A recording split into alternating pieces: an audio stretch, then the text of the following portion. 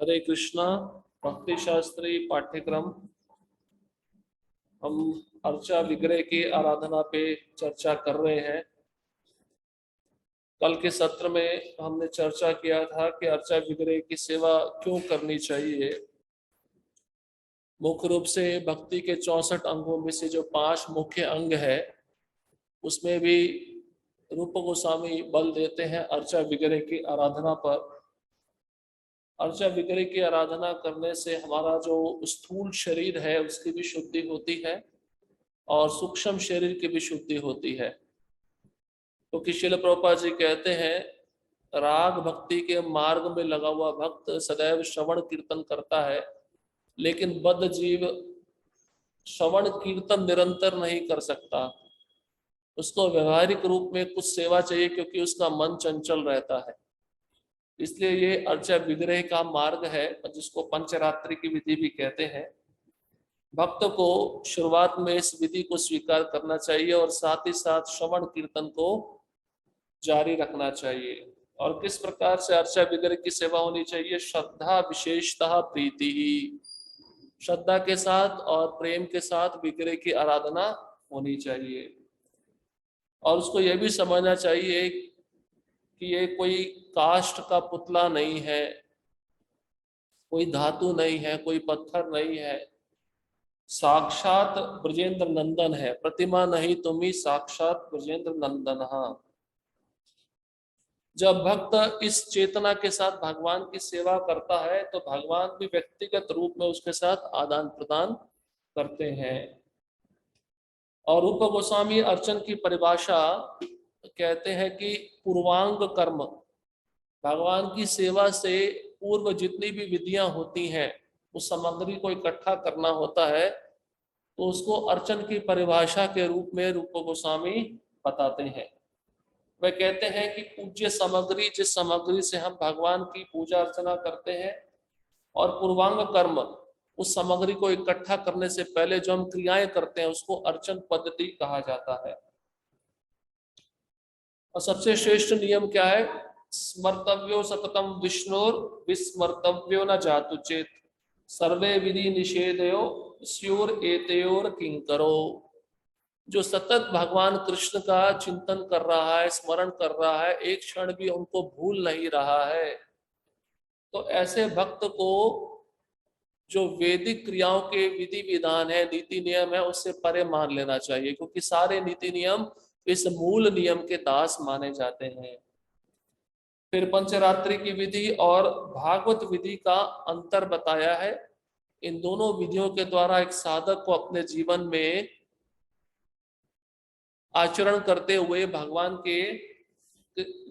के मार्ग में कृष्ण प्रेम प्राप्त करने का प्रयत्न करना चाहिए। पंचरात्रि की विधि होती है पूजा अर्चना की विधि, और भागवत विधि होती है श्रवणम कीर्तनम की विधि।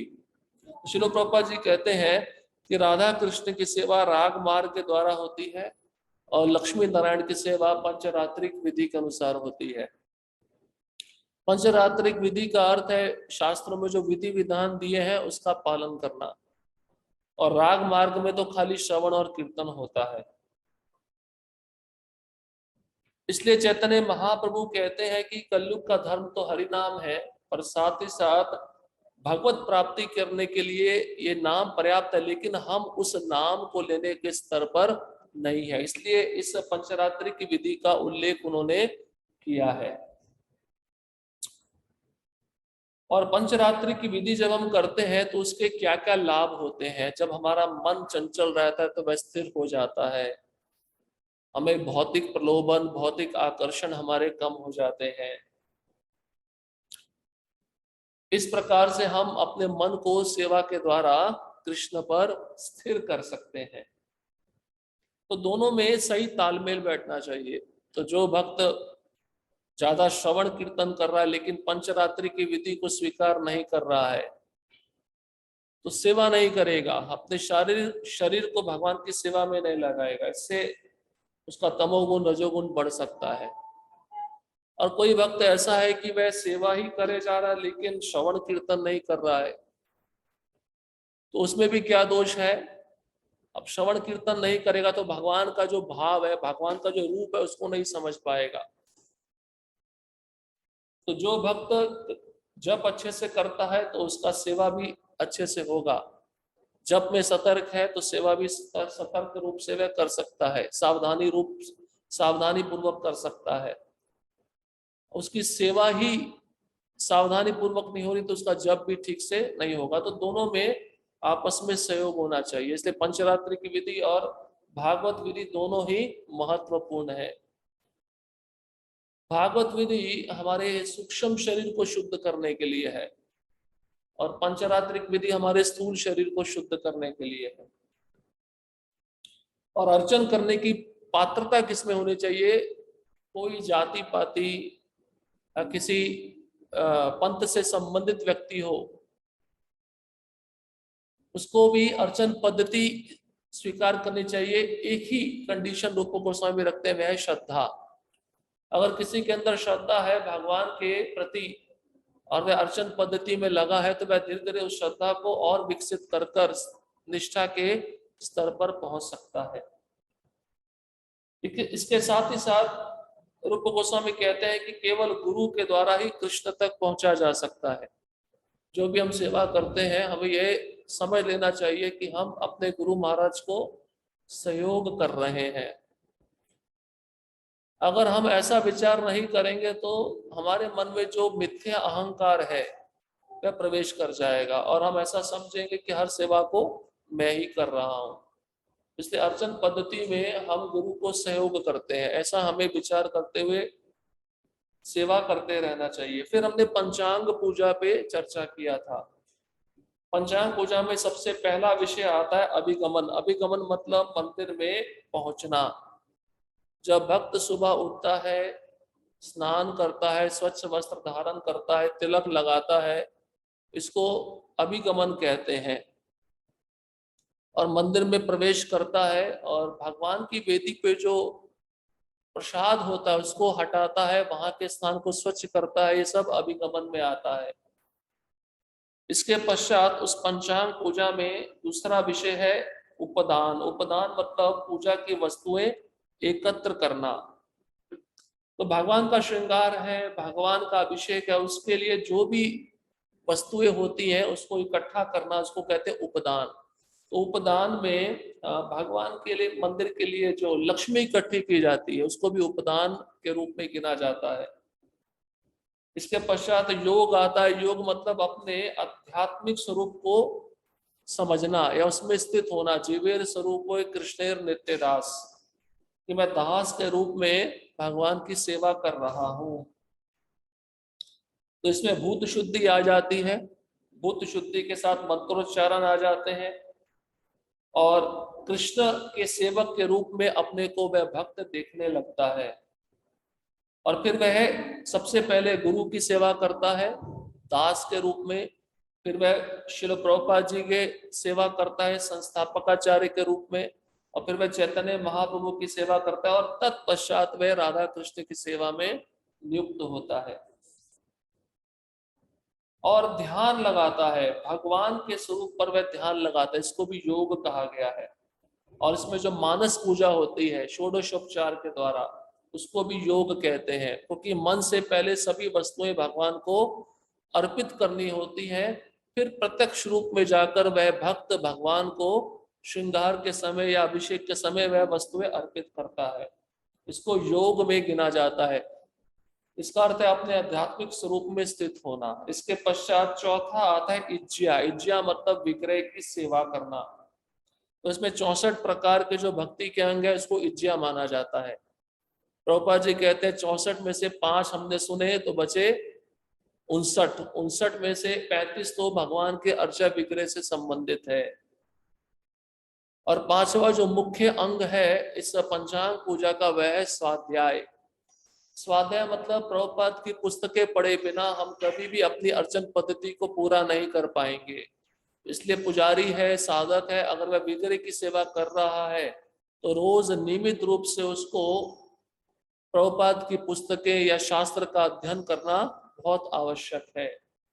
शास्त्र पढ़ने से भगवान के रूप को समझा जा सकता है, भगवान का जो भाव है उसको समझा जा सकता है। तो शास्त्र में कृष्ण के नाम रूप गुण लीला का वर्णन हुआ है, इसलिए इन सबको पढ़ना आवश्यक है। और जब हम शास्त्र नहीं पढ़ेंगे तो हम भगवान के रूप को समझ नहीं पाएंगे, हमारी बुद्धि तीक्ष्ण नहीं हो पाएगी और हम अपराध करने लगेंगे। अपराधों के कारण हमारी भक्ति में क्रिया नष्ट हो सकती है। इसलिए अब एक नियम बनाया जा रहा है अंतर्राष्ट्रीय कृष्ण भावनामृत संघ में। 4 नियम तो आपने सुने ही हैं। 5वां नियम है प्रभुपाद के पुस्तकों का रोज 1 घंटा अध्ययन करना। तो भक्तगण गुरु के सामने संकल्प लेते हैं तभी उनको वह दीक्षा प्रदान की जाती है।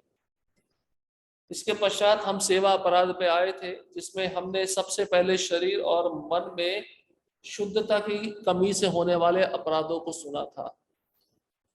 उसमें से एक अपराध था दीपक का स्पर्श करना। तो इसका अर्थ है अगर हम अशुद्ध हैं, चाहे स्त्री हो चाहे पुरुष हो, उस अवस्था में मंदिर में आए हैं, तो दीपक मतलब वो जो पंचरा प्रदीप होता है आरती का, उसको स्पर्श नहीं करना चाहिए। जो अशुद्ध अवस्था में उस दीपक को स्पर्श नहीं करना चाहिए। जैसे कल भी बताया था, पुरुषों के लिए अशुद्ध अवस्था होती स्नान किए बिना आना या ऐसे वस्त्र पहनना जो स्वच्छ नहीं है, वो भी अशुद्ध अवस्था है। उसमें फिर वो दीपक को स्पर्श नहीं करना चाहिए। अगर आपके पास में आरती आ रही है तो दूर से ही ऐसे आप कर सकते हैं, आप अपने हृदय में उसको धारण कर सकते हैं। और स्त्रियों के लिए जो मासिक समय होता है वो अशुद्धता का समय होता है, उसमें उनको वो दीपक को स्पर्श नहीं करना चाहिए। तो ऐसे लगभग 23 अपराध हमने श्रवण किए थे, जो शरीर और मन की शुद्धता की कमी होने से हम भगवान के विग्रह से संबंधित करते रहते हैं। इसके पश्चात आदर की कमी के कारण कौन कौन से अपराध हैं, आज हम उसके विषय में चर्चा करेंगे। 24वां अपराध बताते हैं अर्चा विग्रह के सामने डकार नहीं लेना चाहिए। अतः जब तक कोई अपना भोजन पूरी तरह से पचा नहीं लेता तब तक उसे मंदिर में प्रवेश नहीं करना चाहिए। तो भोजन पचने में कितना समय लगता है? लगभग 4 से 5 घंटा तो लगेगा, तब तक आपको मंदिर में नहीं आना है। भोजन करते तुरंत आना मतलब भगवान के समक्ष आप डकार लोगे, वो भी अपराध माना जाता है।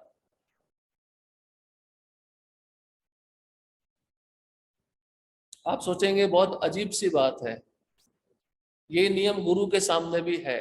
गुरु से मिलने जा रहे तो उनके सामने भी ये डकार उबासी ये नहीं लेना चाहिए। उबासी लेते ना अपना जम्भाई बोलते हैं, मुख खोलते हैं। तो पहले भी बताया एक सदाचार है कि जब मुख खोलते हैं तो उस मुख को अपने हाथ से ढकना चाहिए। कृष्ण की तरह ब्रह्मांड नहीं दिखाना चाहिए अंदर।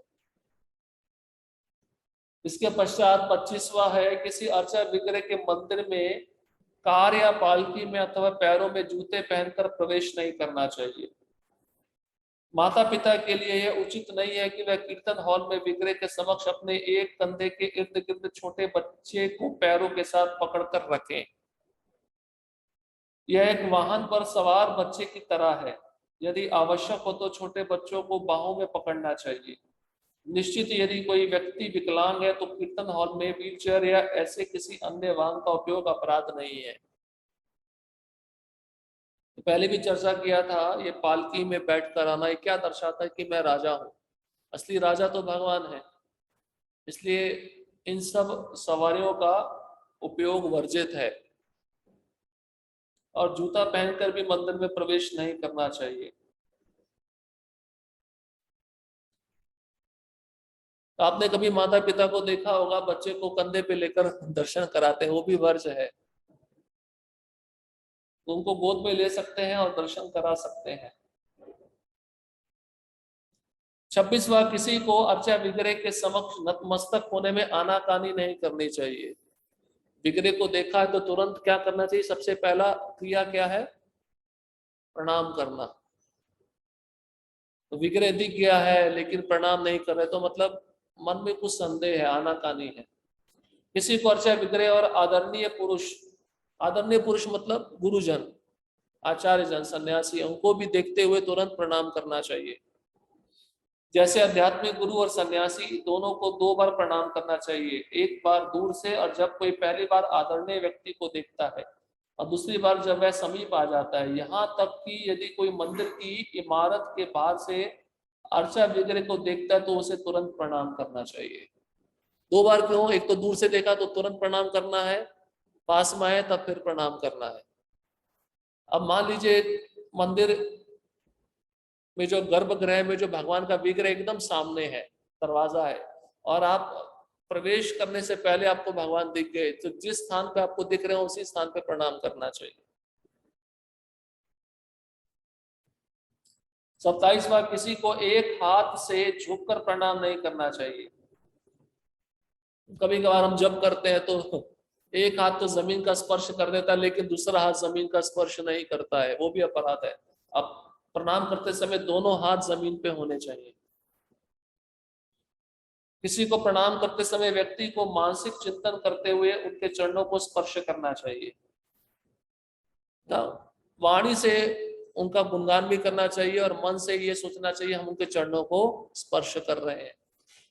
तो भगवान के चरण कमल है, जब आप भगवान को प्रणाम करें तो उनके चरण कमल आपके हृदय में रहने चाहिए। प्रणाम करते समय ऐसा सोचना चाहिए कि मैं उनके चरण कमलों को स्पर्श कर रहा हूं मानसिक रूप से। दोनों हाथों से चरण स्पर्श करना वास्तविक आदर है। अतः यदि कोई कुछ ले जा रहा है तो पहले उसे एक उचित स्थान पर रखना चाहिए और फिर प्रणाम करना चाहिए। जैसे माला भी जप रहे हैं, प्रणाम करना है तो पहले माला को निकाल कर आप किसी स्वच्छ स्थान पर रख दो, फिर भगवान को प्रणाम करो। एक हाथ में माला चल रहा है, दूसरे हाथ से प्रणाम कर रहे हैं, ये क्रिया ठीक नहीं है। 28वां, श्री कृष्ण के समक्ष किसी की परिक्रमा नहीं करनी चाहिए। तो दूसरा व्यक्ति है, आप उसकी परिक्रमा कर रहे हो भगवान के समक्ष। मंदिर की परिक्रमा करने का नियम यह है कि अर्चा विग्रह के दाहिने हाथ से परिक्रमा प्रारंभ करके मंदिर के बाहर प्रतिदिन कम से कम 3 बार परिक्रमाएं की जाएं। तो क्लॉकवाइज, जैसे घड़ी का कांटा घूमता है उस तरह से हमें मंदिर की परिक्रमा करनी चाहिए। और कितनी बार? 3 बार। भगवान के समक्ष किसी व्यक्ति की परिक्रमा करके विशेष सम्मान दिखाना इस नियम के अनुसार निषेध है, क्योंकि आप उसकी परिक्रमा करें तो भगवान से ज्यादा श्रेष्ठ आप उसको मान रहे हो। इस निषेध का पालन करते हुए हम तुलसी देवी की परिक्रमा करते हुए अर्चा विग्रह के पर्दे को बंद कर देते हैं। अब आपको आया समझ में कि तुलसी महारानी की जब हम आरती करते हैं, परिक्रमा करते हैं, तो मंदिर का पर्दा क्यों लगाते हैं? ये कारण है। यदि बेहुदा नृत्य द्वारा अर्चा विग्रह को खतरे में नहीं डाला गया है, और यदि अर्चा विग्रह की प्रसन्नता के लिए चक्कर लगाते नृत्य किया जाता है, तो अर्चा विग्रह के समक्ष नृत्य करना अपराध नहीं है। तो कई बार भक्त गोल गोल घूमते हैं ना, तो वो अपराध नहीं है, वो तो भगवान की प्रसन्नता के लिए नृत्य किया जा रहा है। 29वां, अर्चा विग्रह के समक्ष अपने पांव नहीं फैलाने चाहिए। तो बैठने का भी एक तरीका है मंदिर में, जैसे पहले भी बताया, पद्मासन में बैठो या दोनों पांव चौकड़ी मारकर बैठो और अपने पांव को कपड़े से ढका होना चाहिए, पांव को नहीं फैलाना चाहिए। 30वां सेवा अपराध है, अपने हाथों से टखने, कोहनी या घुटने पकड़कर अर्चा विग्रह के समक्ष नहीं बैठना चाहिए। कमल की स्थिति पद्मासन में पालती मारते हुए बैठना सबसे अच्छा है। वह व्यक्ति जो नीचे नहीं बैठ सकता वह कुर्सी का उपयोग कर सकता है, लेकिन उसे मंदिर के एक कोने में बैठना चाहिए ताकि अन्य भक्तों को असुविधा ना हो।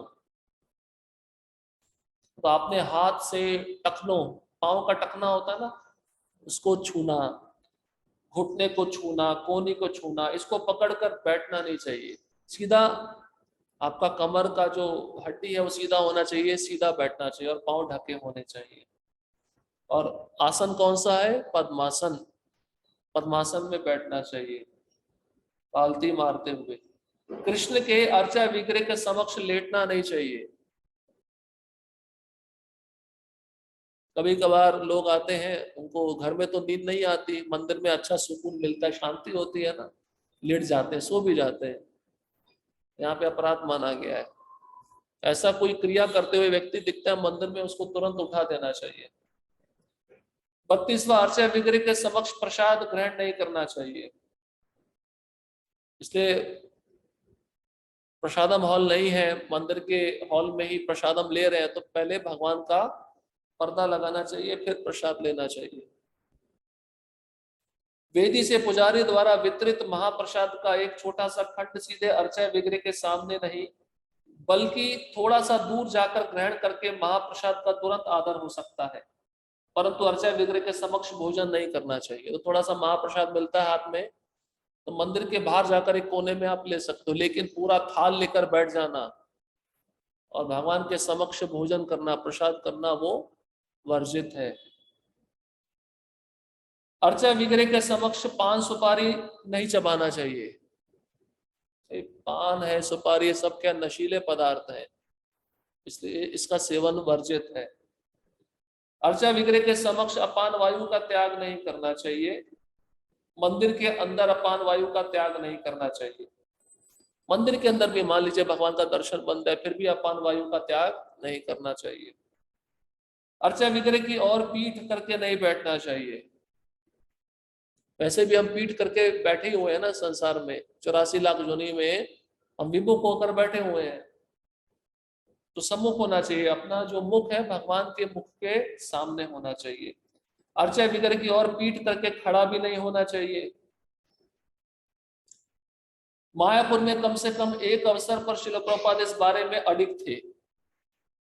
यह निषेध मंदिर में तभी लागू होता है जब अर्चा विग्रह के दर्शन खुले हों। मतलब खुला है तब आपको भगवान के सामने ही मुख करके खड़ा होना है, भगवान के सामने मुख करके ही बैठना है। जहां तक संभव हो गर्भगृह में पुजारियों को भी सेवा करते समय अर्चा विग्रह की ओर पीठ करने से बचने का प्रयास करना चाहिए। कोई पुजारी है, भगवान के विग्रह का अभिषेक कर रहा है, लेकिन गौनताई की तरफ पीठ करके बैठा है, तो हो सके भगवान का स्थान सामने है, वह सामने की तरफ देख रहे हैं, तो उस पुजारी का भी मुख भगवान के सामने होना चाहिए। उसको ऐसा स्थान चुनना चाहिए कि सामने बैठकर वह भगवान की सेवा करे। अर्चा विग्रह के समक्ष भिखारियों को भिक्षा नहीं देनी चाहिए। भिखारियों को भिक्षा देते समय एक व्यक्ति स्वयं को सभी जीवात्माओं के मित्र के रूप में देखता है, एक मानसिकता जिसे अर्चा विग्रह के समक्ष प्रदर्शित नहीं करना चाहिए। भिखारी तो मंदिर के बाहर ही बैठते हैं, कोई भिखारी मंदिर में आ जाता है, आपसे कुछ मांगता है, तो भगवान के समक्ष उनको भिक्षा नहीं देनी चाहिए। पूजा करते समय मौन भंग नहीं करना चाहिए। जब किसी सार्वजनिक मंदिर में जाते हैं तो गृहस्थ को यह सुनिश्चित करना चाहिए क्योंकि छोटे बच्चे अर्चा विग्रह के समक्ष अन्य भक्तों को परेशान ना करें। हालांकि जब कोई कृष्ण कथा की चर्चा करता है, जब करता है, कीर्तन करता है, तो मंदिर में मौन भंग नहीं होता है। इसका मतलब क्या है? छोटे बच्चे शोर मचा रहे हैं, दूसरे भक्तों को परेशान कर रहे हैं, तो छोटे बच्चों को संभालना बहुत जरूरी है। मंदिर में हुड़दंग मचाना, खेलना, कई बार बच्चे करते हैं ना, तो गृहस्थों का कर्तव्य है उन बच्चों को रोकना।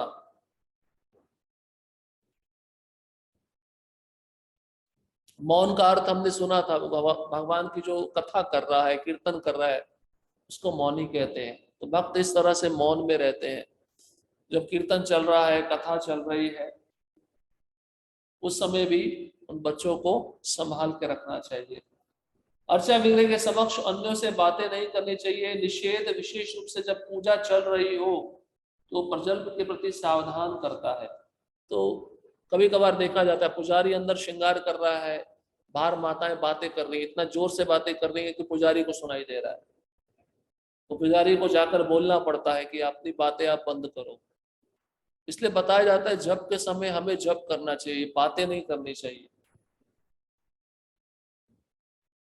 अन्य बातों का यहाँ पे उल्लेख हुआ है, मतलब भगवान के चर्चा से अन्यत्र जो बातें होती है उसको नहीं करना चाहिए। और बात करनी भी है, आराम से करनी चाहिए कि उसका वाणी दूसरों को परेशान ना करे। अर्चा विग्रह के समक्ष किसी अन्य की स्तुति या प्रशंसा नहीं करनी चाहिए। अर्चा विग्रह के समक्ष ऊंची आवाज में नहीं बोलना चाहिए। अर्चा विग्रह के समक्ष रोना या चिल्लाना नहीं चाहिए। अर्चा विग्रह के समक्ष अन्यों से बहुत कटु वचन नहीं बोलना चाहिए। कटु वचन मतलब दूसरे के हृदय को वेदना पहुंचाने वाले, कष्ट देने वाले। कटु वचन में निंदा भी आता है, दूसरे की निंदा नहीं करनी चाहिए। भगवान का दर्शन खुला है तो उस कटु वचनों से हमें बचना चाहिए। अर्चा विग्रह के समक्ष किसी को डांटना नहीं चाहिए। अर्चा विग्रह के समक्ष किसी को गाली नहीं बकनी चाहिए। ये आदर की कमी से सारे अपराध बताए जा रहे हैं, क्योंकि आदर नहीं होता है, आप दूसरे की स्तुति कर रहे हो। भगवान के प्रति आदर नहीं, तभी तो आप स्तुति कर रहे हो दूसरे की। अर्चा विग्रह के समक्ष कभी झूठ नहीं बोलना चाहिए। अर्चा विग्रह के समक्ष किसी की निंदा नहीं करनी चाहिए। अर्चा विग्रह के समक्ष किसी और की पूजा नहीं करनी चाहिए। यहाँ तक कि गुरु की भी पूजा करनी है तो ऑल्टर बंद रहना चाहिए, या मंदिर के बाहर एक वेदी बनाकर वहां पे गुरु का पूजा किया जा सकता है। अर्चा विग्रह के समक्ष किसी को उपकार नहीं करना चाहिए। उपकार मतलब कभी कभार ज्यादा मात्रा में धन देना, तो लोग सोचते हैं हमने बहुत एहसान कर दिया है, हमारे दान से ही मंदिर बन रहा है। भगवान पे आप कौन सा एहसान करोगे? उन्होंने ही सारा एहसान हमारे पे कर रखा है, सब कुछ वही दे रहे हैं। फिर भी हम भगवान से सारी वस्तुएं लेते हैं, हम उनको धन्यवाद नहीं देते, फिर भी भगवान हमको कुछ नहीं कहते। कितने सहनशील हैं आप देखो। भगवान के नाम पर प्रतिज्ञा नहीं लेनी चाहिए, मतलब कोई कसम खाता है, सौगंध लेता है। भक्त व्रत का पालन करने के लिए, अर्चा विग्रह के सामने आध्यात्मिक गुरु के आदेश का पालन करने के लिए या जिम्मेदारी लेने के लिए प्रतिज्ञा लेते हैं। दीक्षा के समय आप प्रतिज्ञा लेते हो ना, मैं 4 नियम पालन करूंगा, 16 माला जप करूंगा, ये प्रतिज्ञा ठीक है। परंतु किसी को तपस्या करने के लिए, साधना बढ़ाने की प्रतिज्ञा जो मैं पूर्ण नहीं कर सकता, नहीं लेनी चाहिए।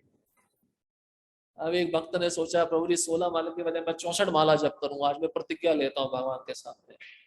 जब आपको पता है कि आप नहीं कर सकते हो तो क्यों प्रतिज्ञा ले रहे हो? ऐसा कार्य जो आपसे नहीं हो सकता उसका प्रतिज्ञा नहीं लेना चाहिए। ना ही अर्चा विग्रह के समक्ष कोई व्रत करना चाहिए जिससे कुछ भौतिक उद्देश्य या प्रबंध की दक्षता प्राप्त हो सके।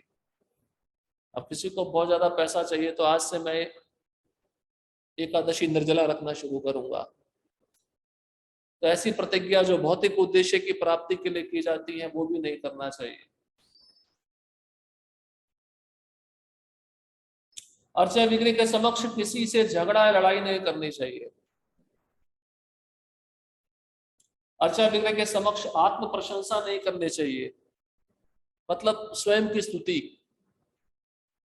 भक्तों को अच्छा लगता है अपना स्तुति सुनना। जैसे कभी कभार मंदिर में अनाउंसमेंट होता है कि कल किन किन भक्तों ने कितना ग्रंथ वितरण किया, कितना लक्ष्मी इकट्ठा किया, वो सुनते तो उनको आनंद आता है। ये भी एक प्रकार की आत्म प्रशंसा है। भागवतम कक्षा के बाद में हम कभी कभार वक्ता के बारे में बोल देते हैं, मेरे प्रभु जी की जय, तो भी नहीं बोलना चाहिए। खाली गुरु के बारे में आप बोल सकते हो। अर्चा विग्रह के समक्ष रोएदार कंबल नहीं ओढ़ना चाहिए। रोएदार समझते हैं? जैसे गर्मी ठंडी के समय हम ठंडी से बचने के लिए रोएदार कंबल ओढ़ते हैं जिससे गर्मी आ जाए, उष्णता आ जाए। क्यों? क्योंकि तमोगुण है। ये कंबल जो ऐसे प्रकार के जो कपड़े होते हैं, वस्तुएं होती है, तमोगुण मानी जाती, इसलिए उसको ओढ़ कर नहीं आना चाहिए। मंदिर में लाल या नीले रंग के वस्त्र अथवा गंदे वस्त्र पहनकर प्रवेश नहीं करना चाहिए। और डार्क कलर के वस्त्र होते हैं, 2 रंग विशेष रूप से बताएं, लाल और नीला, इस प्रकार के वस्त्र नहीं पहनकर आने चाहिए। एक भक्त को ऐसा कुछ भी पहनने से बचना चाहिए जो अर्चा विग्रह के बजाय स्वयं पर ध्यान आकर्षित करता हो। चमकीली जैकेट पहन के आ गए, उसमें से सूर्य प्रकाश निकल रहा है, सारे भक्त देख रहे हैं, अद्भुत है, तो एक प्रकार से अपराध है। भगवान को ना देखते हुए उसी को देख रहे हैं, तो मतलब वो व्यक्ति अपना ध्यान, सबका ध्यान अपनी ओर आकर्षित करना चाहता है। मुख्य ध्यान के केंद्र बिंदु वहां पे कौन है? कृष्ण है, स्वयं श्रीमती राधा रानी और कृष्ण है। उनको छोड़कर सब आपकी तरफ देखने लगेंगे तो ये अपराध है। इसलिए इस प्रकार के तड़कीले भड़कीले वस्त्र नहीं पहनने चाहिए। सामान्य तौर पर किसी को अर्चा विग्रह के गर्भगृह ऑल्टर में चमकीले रंग के कपड़े पहनने से बचना चाहिए। ये पुजारी के लिए है, इसलिए जो गेरुआ वस्त्र है, भगवा वस्त्र है और सफेद वस्त्र है, गृहस्थ सफेद पहनते हैं, सन्यासी ब्रह्मचारी भगवा वस्त्र पहनते हैं, बिल्कुल लाइट कलर है, सत्व गुण है।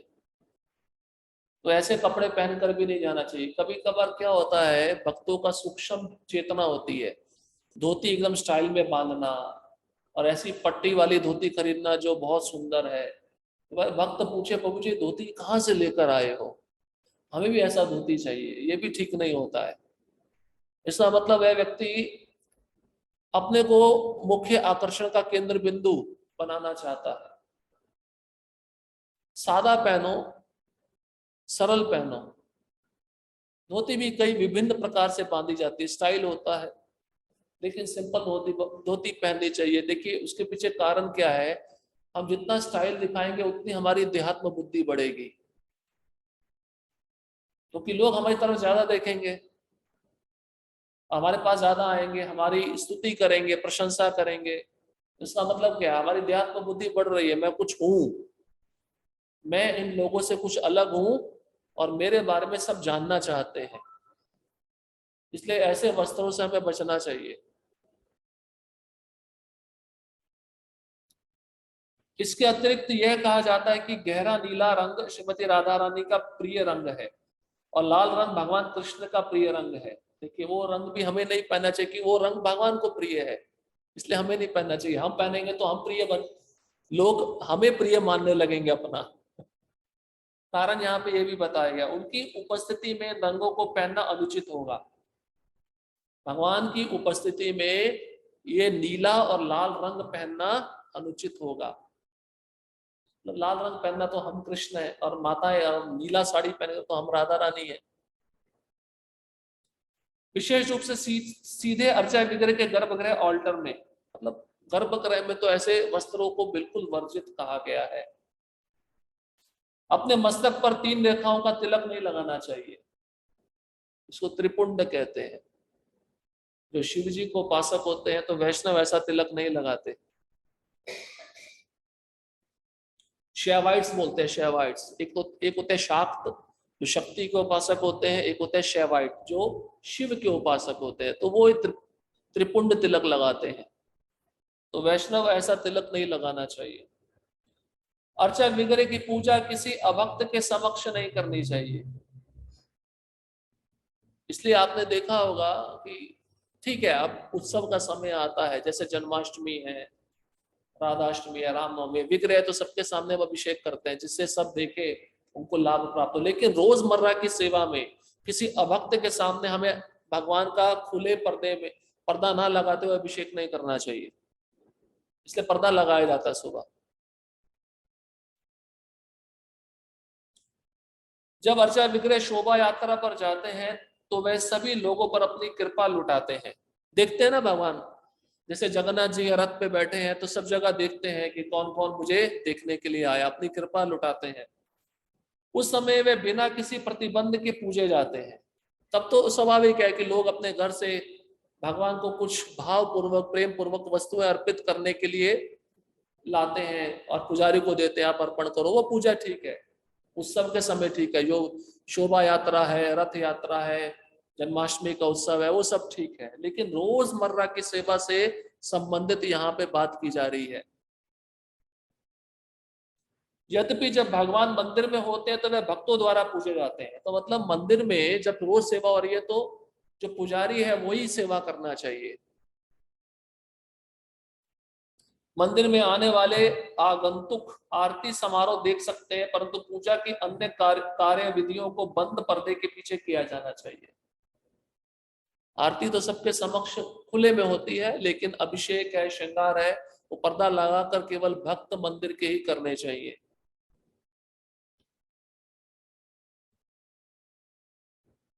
अब मान लीजिए ऐसे समय में कोई बहुत बड़ा व्यक्ति आ जाए दर्शन के लिए, उसके पास समय नहीं है, तब भी पर्दा नहीं खोलना चाहिए, क्योंकि भगवान ज्यादा महत्वपूर्ण है, वो व्यक्ति महत्वपूर्ण नहीं है। कभी कभार देखा जाता है जल्दी जल्दी भोग लगाओ, वो आया दर्शन कराना है उसको, ये भी ठीक नहीं है। समय पे होना चाहिए, भगवान को समय देना चाहिए। हम समय लेते हैं खाने में, नहाने में, तो भगवान भी तो समय लेने चाहिए ना। किसी दूसरे के दर्शन के चक्कर में जल्दी जल्दी करो, ये सब नहीं होना चाहिए।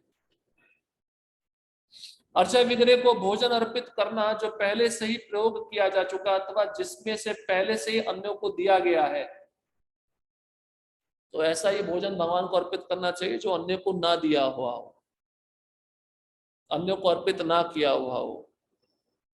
अन्य शब्दों में भोजन किसी अन्य को तब तक वितरित नहीं किया जाना चाहिए जब तक कि वह अर्चा विग्रह को अर्पित ना किया गया हो। भगवान जब उस भोग को स्वीकार कर लेते हैं, जब वो बर्तन आता है, धुल जाता है, तब वो वितरण करना चाहिए। ये नहीं कि आपने भोग तो लगा दिया लेकिन बर्तन नहीं धोया है, आप उस बर्तन में से निकाल कर वितरण कर रहे हो, वो भी अपराध है। वो बर्तन को पहले धोना चाहिए पूरा, तब वितरण करना चाहिए। अर्चा विग्रह के समक्ष किसी और को प्रणाम नहीं करना चाहिए।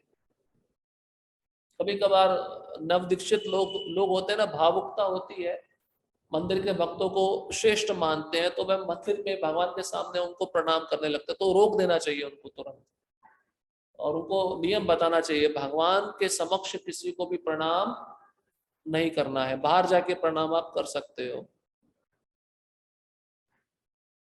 आध्यात्मिक गुरु को प्रणाम करते समय उचित रूप से प्रणाम मंत्र का जप करना चाहिए। ऐसा बहुत सारे भक्त ऐसा नहीं करते। आपके दीक्षा गुरु हैं, आप जब उनको प्रणाम कर रहे हो तो उनका प्रणाम मंत्र बोलना चाहिए वाणी से, लेकिन इतना जोर से भी नहीं बोलना है कि सबको सुनाई दे, एटलीस्ट गुरु को सुनाई दे। प्रणाम करते समय वो जीवा से मंत्र उच्चारण होना चाहिए। किसी भी देवी देवता की निंदा नहीं करनी चाहिए। बहुत सारा आदत होता है भक्तों का, मुख्य रूप से कृष्ण के भक्तों का, गणेश चतुर्थी चल रहा है तो गणपति की निंदा करना, महान देवता है, शिवरात्रि आती है, शिव जी की निंदा करना, ऐसा नहीं करना है। उनके मंदिर में आप जा सकते हो, प्रणाम कर सकते हो, उनसे कृष्ण भक्ति मांग सकते हो कि मेरी प्रगति कैसे हो, लेकिन उनका अपमान नहीं करना है और उनको भगवान भी नहीं समझना है। दोनों चीजें ध्यान में रखना है।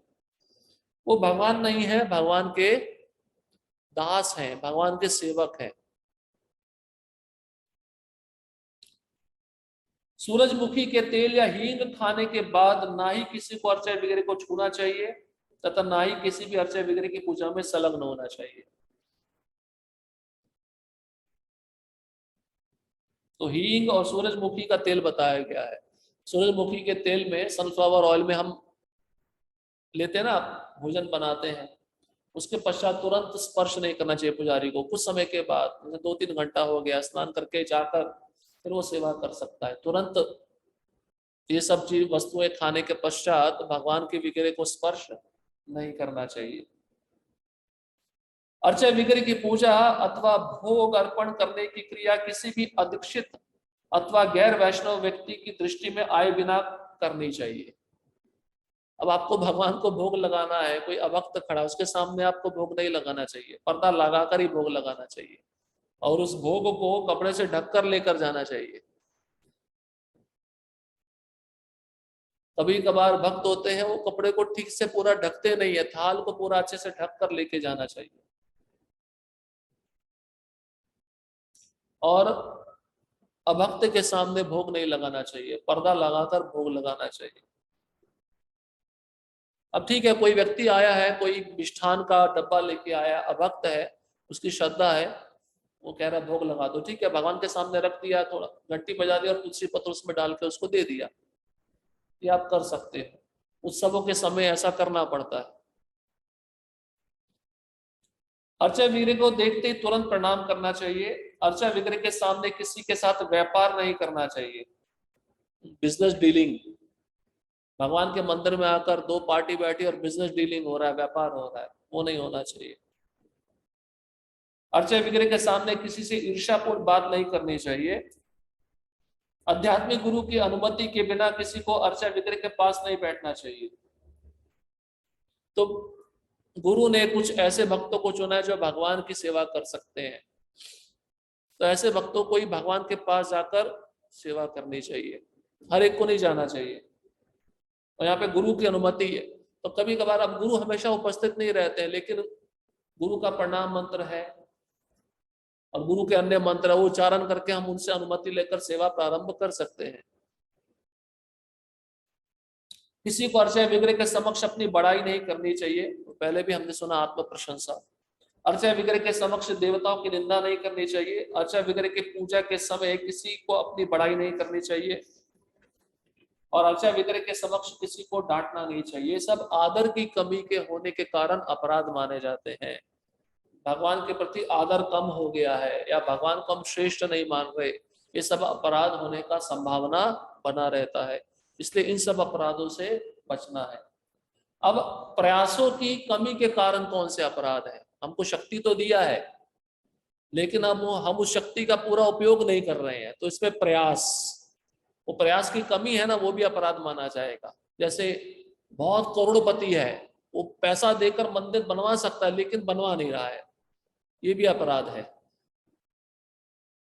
कोई बलवान है, बलिष्ठ है, बहुत शारीरिक सेवा अच्छे से ज्यादा घंटा कर सकता है, लेकिन उतना घंटे ना करते हुए कम घंटा कर रहा है, तो ये भी अपराध है। अपने साधनों के अनुसार अक्षय विग्रह की पूजा करने से चूकना नहीं चाहिए। मतलब आपके पास जो वस्तु उपलब्ध है, उस वस्तु को पूरी तरह से भगवान की सेवा में लगाना है। साधन, भगवत गीता में कहा गया है कि यदि कोई भक्त भगवान को पत्ते तथा थोड़ा सा जल भी अर्पित कर दे तो वह प्रसन्न हो जाते हैं। पत्रम पुष्पम फलम तोयम यो में भक्त्या प्रयच्छति। अब ऐसा नहीं सोचना चाहिए भगवान ने तो सबके लिए कहा है, तो मैं करोड़पति हूं तो मैं भी एक तुलसी का पत्ता लेके भगवान के पास जाऊंगा, और भगवान एक तुलसी का पत्ता लेंगे, मुझसे खुश हो जाएंगे और 2 करोड़ और दे देंगे। साधन की कमी, साधन के प्रयास में कमी। भगवान ने ऐसा कहा है, क्यों कहा है? क्योंकि भगवान सबके लिए सरलता से उपलब्ध हो जाए। भगवान के कहने का उद्देश्य ये है। अब हमें उसको हेतु मानकर अपने ऊपर नहीं लेना चाहिए। एक गरीब व्यक्ति है, उसके पास धन नहीं है, तो वह ये वस्तु अर्पित कर सकता है, लेकिन धनवान व्यक्ति के पास सब कुछ है, तो उसको सब कुछ भगवान को अर्पण करना चाहिए। भगवान द्वारा बताया गया यह सूत्र निर्धन से निर्धन व्यक्ति पर भी लागू होता है, किंतु इसका अर्थ यह नहीं है कि जिसके पास पर्याप्त साधन हो वह भी इसी विधि को अपनाए और भगवान को जल तथा पत्ते अर्पित करके उन्हें प्रसन्न करने का प्रयास करे। यदि उसके पास पर्याप्त साधन हो तो उसे अच्छे अच्छे अलंकरण, तो धनवान व्यक्तियों को क्या क्या देना चाहिए सुनिए। सोने के अलंकरण देने चाहिए, उत्तम पुष्प, ऐसे पुष्प जो बहुत सुगंधित होते हैं वो देने चाहिए, तथा भोज्य सामग्री अर्पण करनी चाहिए। भगवान को भोग लगता है तो उसमें जो सामग्री लगती है वह सब सामग्री वह व्यक्ति उपलब्ध करा सकता है। और सारे उत्सव मनाने चाहिए। सारे उत्सव मतलब भगवान के विविध उत्सव हैं, रथ यात्रा उत्सव है, शोभा यात्रा है, भगवान का जन्मोत्सव है, झूलन यात्रा है, ये सब उत्सव है, उसको बहुत ठाट बाट से, बहुत ऐश्वर्यशाली होकर बनाना चाहिए। उसमें किसी भी प्रकार का कंजूसी नहीं करना चाहिए। ऐसा नहीं है कि वह अपनी इंद्र तृप्ति के लिए अपना सारा धन व्यय कर दे और भगवान को प्रसन्न करने के लिए थोड़ा जल तथा पत्ते अर्पण करे। आजकल तो यही चलता है ना, जहां पे भगवान की बात आएगी तो वहां पर 101 रुपया ले लो, और जहां तक अपने बच्चों की शादी का प्रश्न आएगा वहां पे 1 करोड़ चलेगा। तो यही साधन या प्रयास में कमी, ये भी अपराध माना गया है। तो कृष्ण ये देखते हैं कि आप क्या छिपा के रख रहे हो। कृष्ण को कुछ आवश्यकता नहीं है। कृष्ण लक्ष्मीपति है, लक्ष्मी सहस्त्र शत संभ्रम सेव्य मानम। अरे आप कौन से लक्ष्मीपति हो, करोड़ों लक्ष्मियां गोलोक धाम में झाड़ू लगाती हैं। तो ऐसा व्यक्ति सोचे कि मैं ऐश्वर्यशाली हूं, लेकिन भगवान को एक थोड़ा सा जल और पत्ता अर्पण करके प्रसन्न कर सकता हूं, इसका मतलब उसके प्रयास और साधन में बहुत बड़ी कमी है और यह अपराध माना जाता है। इसलिए दिल खोलकर भगवान को अर्पण करना चाहिए। भगवान ये देखते हैं कि आप क्या छिपा रहे हो। जो चीज छिपा रहे हो वही आपसे छीन लेंगे। कब छीनेंगे? अभी आप नहीं दे रहे हो तो कृष्ण गीता में ये भी तो कहे ना, मृत्यु सर्व हरश्च हम। मृत्यु के समय मैं सब कुछ ले लेता हूं। तो मरा हुआ व्यक्ति क्या अपने साथ कुछ लेके जाता है? नहीं लेके जाता, उसको सारी वस्तुएं वहीं पे छोड़नी पड़ती हैं। इसलिए अच्छा जीते जी दे दो कृष्ण को। भक्त भी बहुत संकुचित होते हैं लक्ष्मी के मामले में। उत्सव का समय आएगा तो नहीं प्रभु जी इतना ही कर लो। अरे वो आपको वो कथा नहीं पता है सुंदर, फल वाली, फल बेच रही थी और विभिन्न प्रकार के फल थे। देखो उसको कुछ कामना नहीं थी, लेकिन कृष्ण का रूप देखा, इतनी मुग्ध हो गई, उसने सारे फल दे दिए। उसको पता ही नहीं कि मैं सारा दे रही हूँ तो आगे क्या कमाऊंगी, सारा दे दिया। और कृष्ण छोटे थे, यहाँ पे पकड़ लिया, यहाँ पे पकड़ लिया, सब जगह पकड़ लिया। तो भगवान किसी से ले रहे हैं तो देंगे भी ना, भक्त को देते हैं नहीं देते हैं? प्रसाद देते नहीं देते? अब भगवान सब खा लेंगे तो कुछ बचेगा नहीं हमारे लिए। जानते हैं अगर नहीं दूंगा तो मेरा भक्त बेचारा भूखा रह जाएगा, इसलिए भगवान छोड़ देते हैं, उच्चिष्ट छोड़ देते हैं, खाली देखकर छोड़ देते हैं। अब ये कृष्ण गए अंदर, देखिए कृष्ण के छोटे से हाथ है, उसने कोई कंजूसी नहीं की देने में, सब कुछ दे दिया। ये क्या दर्शाता है? हमारे पास जो कुछ भी हमें सब कृष्ण को देना। एक दिन तो जाने ही वाला है ना। तो बलि महाराज से भगवान ने कैसे छीना था? कल वामन द्वादशी थी और ये भी बोल दिया तुम 3 पग मांग रहा हो, मुझे उतना दे दो। वो बोल रहा है, अतिशोक्ति कर रहा है, अपनी प्रशंसा कर रहा है। अरे 3 पग से क्या होगा? तुमको एक द्वीप चाहिए तो द्वीप दे दूंगा, तुमको शादी करा दो तुम्हारी, कोई कन्या चाहिए तो शादी भी करा सकता हूँ तुम्हारी। और भगवान की शादी करवाएगा ये बलि महाराज। अब देखिए कितनी सुंदर लीलाएं हैं, इसे समझ लेना चाहिए। अब दे दिया, संकल्प ले लिया, भगवान ने विराट रूप ले लिया, 2 पग में ही सब छीन लिया। अब तीसरा पग नहीं है, भगवान बोले नरक में डालने वाला हूं। बताओ अभी तीसरी चीज क्या दोगे? तो अब उसको पता है मैंने सब दे दिया, केवल मैं ही बचा हूं, अपने को दे दिया। ये क्या दर्शाता है? अब उस फल वाली ने सब कुछ दे दिया, कृष्ण गए। अब छोटे छोटे हाथ है, कृष्ण मुट्ठी भरकर अन्न लाए हैं। पहले पैसा नहीं होता था, पैसे से लेन देन नहीं होता था, अन्न इनसे लेन देन होता था। अब वो छोटे से मुट्ठी में अन्न भर के लाए, वो भी अन्न के टुकड़े गिर रहे थे। आते आते भगवान के हाथ से बहुत सारे टुकड़े गिर गए। गिरने के पश्चात भगवान ने उसकी टोकरी में वो थोड़े अन्न के दाने डाल दिए। वो इतनी भावुक थी, वो तो कृष्ण को अपने पुत्र के रूप में देख रही थी और कृष्ण भी उसको अपने माँ के रूप में देख रहे थे।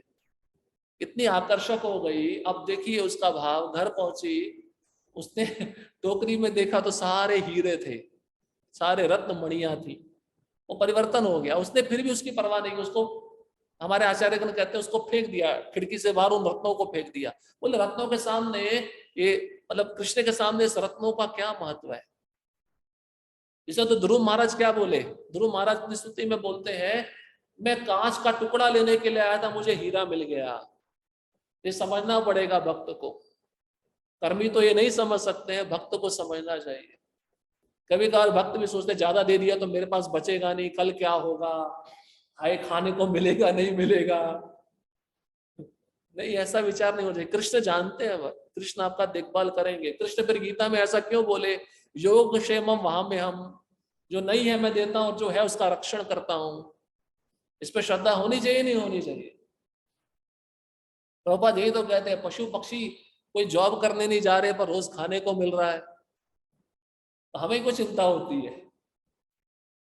हमें चिंता नहीं होनी चाहिए। इसलिए अपने सामर्थ्य के अनुसार, अपनी शक्ति के अनुसार भगवान ने आपको जो कुछ दिया है वो सब कृष्ण की सेवा में लगाओ। नहीं लगाओगे तो कृष्ण तो एक दिन छीन लेंगे आपसे, छीनने वाले हैं। उस समय का इंतजार करो।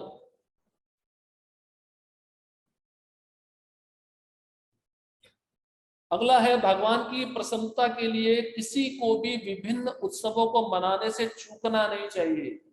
जैसे जन्माष्टमी तथा रथ यात्रा, यह मंदिर के प्रमुख पुजारी का उत्तरदायित्व है कि वह मंदिर के आने वाले उत्सवों के दिनों के बारे में बताए। उसे आवश्यक आयोजन के लिए उचित समय देकर उपयुक्त मंदिर अधिकारियों के साथ उत्सव की योजना बनाना चाहिए। उत्सव क्यों मनाने चाहिए? क्योंकि उत्सव मानव प्रिया, उत्सव मानव को प्रिय है। घर में शादी होती है तो उत्सव ही होता है ना, सब लोग कितने खुश होते हैं, इधर से उधर भागते रहेंगे। तो भगवान के लिए उत्सव मनाना कितना बड़ा आनंद का बात है। तो किसी भी प्रकार का उत्सव हो, भगवान से संबंधित, वो मनाना ही चाहिए। उत्सव सेलिब्रेट करना चाहिए और सबको आमंत्रण देना चाहिए। अगर आपकी इच्छा है ना कृष्ण के लिए कुछ बड़ा करने की, तो कृष्ण आपको वो सब सुविधा उपलब्ध करा देंगे। लेकिन आपकी श्रद्धा, आपका प्रेम, आपका भाव होना चाहिए और प्रयत्न आपको करना है। कृष्ण सब सुविधा आपको उपलब्ध करा देंगे, ये निश्चित है। और पुजारी का प्रमुख कर्तव्य है, जितने भी उत्सव तिथियां आती हैं और मंदिर में उत्सव मनाने हैं, तो उन सब मंदिर के अधिकारियों को सूचित करें, उनके साथ बैठकर योजना बनाए कि उत्सव किस प्रकार से मनाया जाए, जिससे ज्यादा लोग उस उत्सव में आकर भाग ले सके और उस उत्सव का लाभ उठा सके। और उत्सव के बाद प्रसाद होना चाहिए। प्रभुपाद कहते हैं, no meeting without eating. Meeting मतलब सभा, कोई भी सभा बिना प्रसाद के पूर्ण नहीं होती। तो इसलिए प्रसाद की भव्य व्यवस्था होनी चाहिए और सबको मिलना चाहिए। उसमें ऐसा नहीं कि केक मिलना चाहिए सबको। आजकल केक पे सबकी दृष्टि रहती है। अब कई वक्त होते केक नहीं मिला तो उनका प्राण चला गया है, बाबू जी मुझे वो नहीं चाहिए पर केक चाहिए। तो पुजारी को ये भी देखना चाहिए सबको ठीक मात्रा में सबको मिले, किसी के प्रति भेदभाव ना हो। ये बड़ा समस्या है। जैसे जैसे संस्था बढ़ रही है, समस्या भी बढ़ रही है प्रसाद के विषय में। कुछ पुष्प अर्पण किए बिना धूप दान नहीं करना चाहिए। इसका अर्थ है कि आपके पास पुष्प नहीं है लेकिन आप खाली धूप दिखा रहे हो, वो भी अपराध है। पुष्प होने चाहिए। और ऐसा भी सोचो कि पुष्प भगवान को अर्पण करने वाले होने चाहिए और सुगंधित होने चाहिए। ये नहीं कि कुछ अन्य पुष्प होते हैं जिसका कोई सुगंध नहीं है, जो देवताओं को अर्पित किए जाते हैं, वो पुष्प लाकर आप भगवान को अर्पण कर रहे हो, वो भी अपराध माना गया है। इसलिए उसके बारे में भी जानकारी होनी चाहिए। साधारण सिद्धांत है कि पुजारी को प्रामाणिक सामग्री के साथ पूजा करनी चाहिए। पुजारी कभी भी मंदिर में अगरबत्ती जला सकता है, लेकिन जब वह आरती के समय ऐसा करता है तब उसे पुष्प भी अर्पित करने चाहिए। तो पुष्प के बिना आरती पूरी नहीं होती।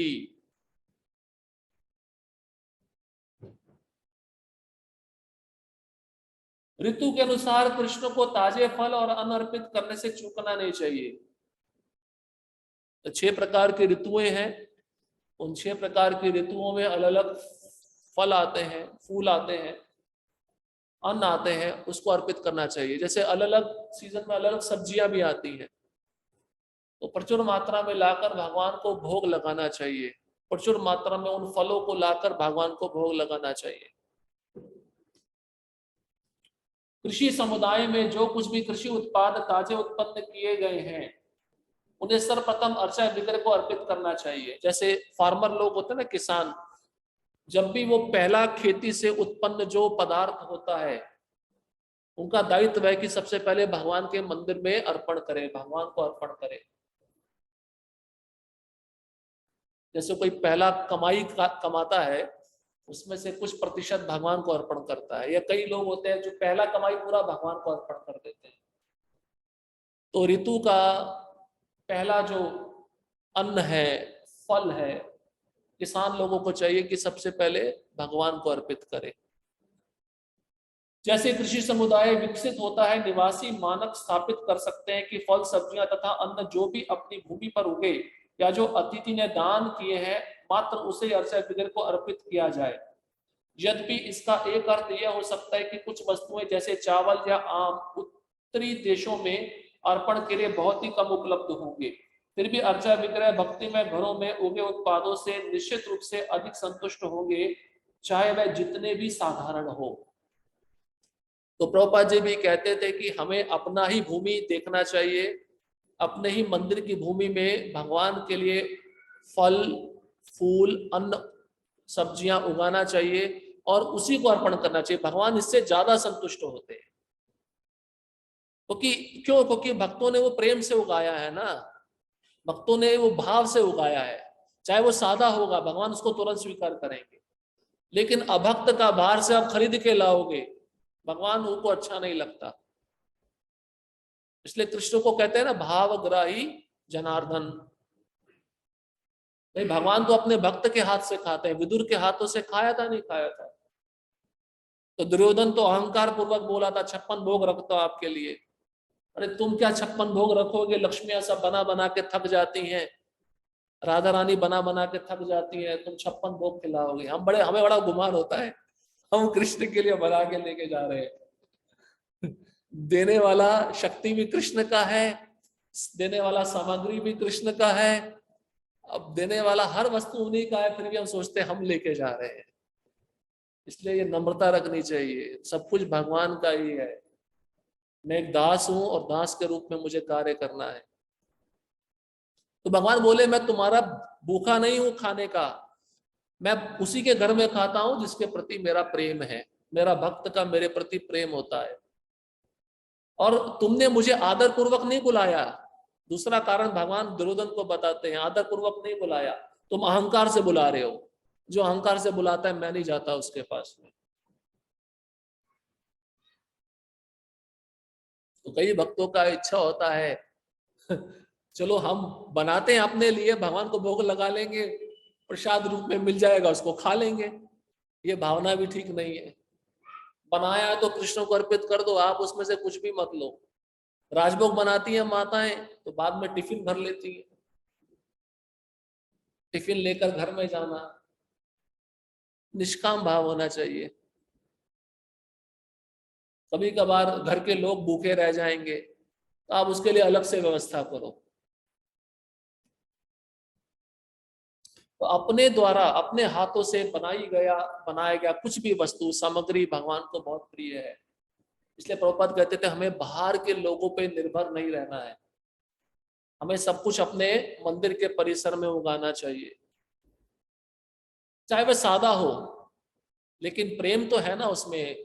भगवान आपका अन्न ग्रहण नहीं करते, उस अन्न में, सब्जियों में, फलों में, पुष्प में आपका प्रेम चुरा लेते हैं, प्रेम ले लेते हैं। भगवान का ये हेतु है। भगवान को किसी वस्तु की आवश्यकता नहीं है, वो खड़े हुए अपना त्रिभंग ललित में और मुरली बजा रहे, उनको कोई आवश्यकता नहीं। लेकिन वो से अर्चा विग्रह के रूप में क्यों आते हैं? हमारी सेवा स्वीकार करने के लिए, हम पे कृपा करने के लिए। इसलिए इसको समझना बहुत जरूरी है। 75वां बहुत ही महत्वपूर्ण अपराध, साधन और साधनों की कमी के कारण गुरु को चुपके से नमस्कार नहीं करना चाहिए। अर्थात नमस्कार करते समय उच्च स्वर से गुरु की स्तुति करनी चाहिए। तो गुरु को पीछे से नमस्कार करना या चुपके से करके निकल जाना, ये भी अपराध है। कारण क्या होता है, कई शिष्य ऐसा सोचते हैं गुरु जी ने देख लिया तो सेवा दे देंगे, तो सेवा नहीं करना है, इसलिए प्रणाम करो दूर से और निकल लो। ये भाव ठीक नहीं है। यहाँ पे स्पष्ट बताया गया है चुपके से भी नहीं करना है, और प्रणाम करते समय उस मंत्र का उच्चारण करना है, उनके प्रणाम मंत्र का उच्चारण करना है, और उनकी स्तुति भी करनी है। आपके गुरु ने कितनी सारी सेवाएं की हैं अपने परम गुरु के लिए, भगवान के लिए, उनकी स्तुति करना आपका दायित्व है, आपका कर्तव्य है। गुरु के समक्ष उनकी कुछ प्रशंसा करना नहीं भूलना चाहिए। आप मिले हो गुरु महाराज से तो उनकी प्रशंसा करना ना भूलें। जैसे गुरु महाराज ने बहुत सुंदर गाया, इतना सुंदर लेक्चर दिया, उस लेक्चर में मुझे क्या समझ में आया वो बताना चाहिए। अब मैं इसको अपने जीवन में उतारने का प्रयत्न करूंगा, नम्रता पूर्वक, ऊंची आवाज में नहीं। जैसे अन्य सभी परिस्थितियों में हमें स्मरण करना चाहिए कि जब हम अर्चा विग्रह की पूजा करते हैं, हमारे आध्यात्मिक गुरु उपस्थित है तथा हम भगवान की पूजा उनके सहायक के जैसे कर रहे हैं। तो पुजारी ये कभी ना सोचे कि मैं अकेला पूजा कर रहा हूं, वहां पे गुरु बैठे हैं, गुरु महाराज उपस्थित हैं, आप कुछ भी गलत कर रहे हो वो देख रहे हैं। आप ऐसा मत सोचो मैं अकेला कर रहा हूं। तो आप गुरु को असिस्ट कर रहे हो, उनको मदद कर रहे हो, सहायक के रूप में वहां पर उपस्थित हो, ये आप नहीं कर रहे।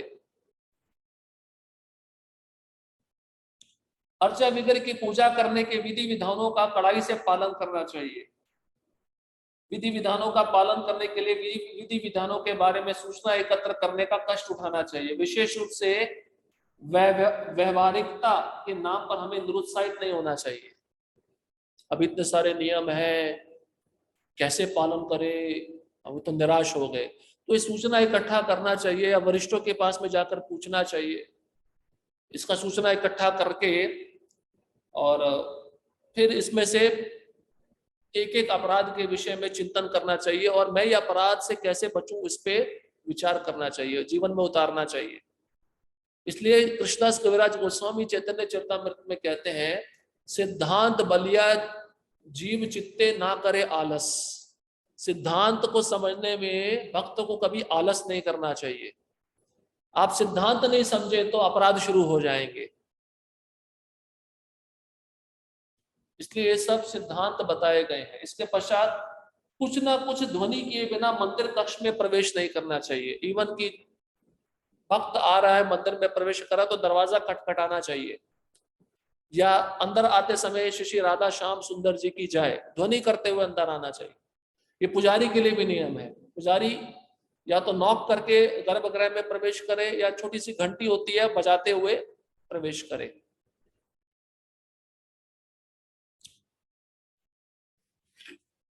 अंधेरे कक्ष में अर्चा विग्रह को स्पर्श नहीं करना चाहिए। पूरा अंधेरा है, लाइट नहीं है, विग्रह को नहीं हाथ लगाना चाहिए। पुजारी को अर्चा विग्रह कक्ष में प्रकाश के लिए बिजली पर आश्रित नहीं होना चाहिए। अब हम हर समय हमें अपेक्षा भी नहीं कर सकते कि बिजली रहे। परंपरागत मंदिरों में तेल या घी के दीपक जलाए जाते थे।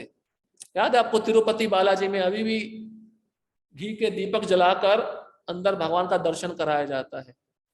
या आप उडुपी कृष्ण में भी चले जाओ, वहां पे भी उडुपी कृष्ण का दर्शन, कोई लाइट नहीं है, कोई बिजली नहीं है, वहां पे घी के दीपक है, उसी प्रकाश में आप उडुपी कृष्ण का दर्शन करते हुए। आज भी कई मंदिरों में प्रथा है, लेकिन यह आवश्यक नहीं है कि विग्रह पर अत्यधिक चमकदार प्रकाश किया जाए। तो ये भी आप समझ लो, ये बहुत सूक्ष्म चीजें हैं। अब प्रैक्टिकल चीज बताते हैं आपको। डिस्को लाइट लाकर भगवान के ऊपर लगाना, देखिए यहां पर स्पष्ट बताया है। भाई आपकी आंख में कोई लाइट मारेगा तो आपको कैसा लगेगा? वो रोशनी चुभेगी या नहीं चुभेगी? तो भगवान को भी चुभती है वो। ये आधुनिक यंत्र लाकर भगवान के ऊपर छोड़ना, और ये क्या है, आकर्षण दिखा रहे हो आप, ग्लैमर दिखा रहे हो। ये तो भौतिक संसार का एक चकाचौंध है, लेकिन कृष्ण का अपना रूप नहीं है क्या? इतना सुंदर रूप है, वो तो कहीं पे भी प्रकाश कर सकते हैं। भागवतम में लिखा है, कृष्ण जब माखन चुराते थे तो ऐसी जगह पे छिप जाते थे जहां पर यशोदा ढूंढ नहीं पाती थी, लेकिन ढूंढ लेती थी। कैसे? वो कृष्ण के शरीर पर जो गहने थे वो चमचमाते रहते थे, वो सारा प्रकाश फैल जाता था। वो जो गहने कृष्ण के शरीर पे थे उनको प्रकाश कहां से मिलता था? शरीर, कृष्ण के शरीर से मिलता था। वो गहनों का अपना प्रकाश नहीं था वो। तो मतलब क्या है, आप बड़े बड़े फोकस लाइट लेके आ गए, रंग बिरंगा डिस्को लाइट, और भगवान पे डाल रहे हो, वो सब ठीक नहीं है। यदि अर्चा विग्रह कक्ष को बिजली के मंद प्रकाश तथा समान रूप से तेल या घी के दीपक के प्रकाश के साथ प्रकाशमान किया जाए तो एक अति आनंददायक वातावरण उत्पन्न किया जा सकता है।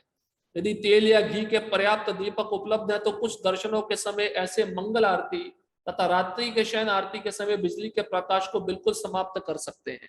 तो आपने देखा भी होगा मंगल आरती में सारी लाइटें क्यों बंद होती है, अब यहाँ पे बताया गया है। क्योंकि भगवान को जो लाइट ऊपर से हो रही है, या तो छोटी सी लाइट, मतलब ज्यादा प्रकाशमान नहीं, चुभने वाली नहीं, या तेल या घी का दीपक, वो जब प्रकाश भगवान पर डलता तो हमारा दृष्टि भगवान पे फोकस रहे, ये कारण है। भगवान को शयन कराते समय और मंगल आरती में उठाते समय, मतलब आपका ध्यान दूसरी तरफ मत जाए, इसलिए अंधेरा कर दिया जाता है, आपका ध्यान केवल भगवान पर रहे, ये कारण है। बिना आसन के फर्श पर बैठकर अर्चक विग्रह की पूजा नहीं करनी चाहिए, अभी तो आसन या गलीचे पर बैठना चाहिए। जब प्रसाद और भगवान की पूजा या गायत्री, ये बिना आसन के नहीं करनी चाहिए।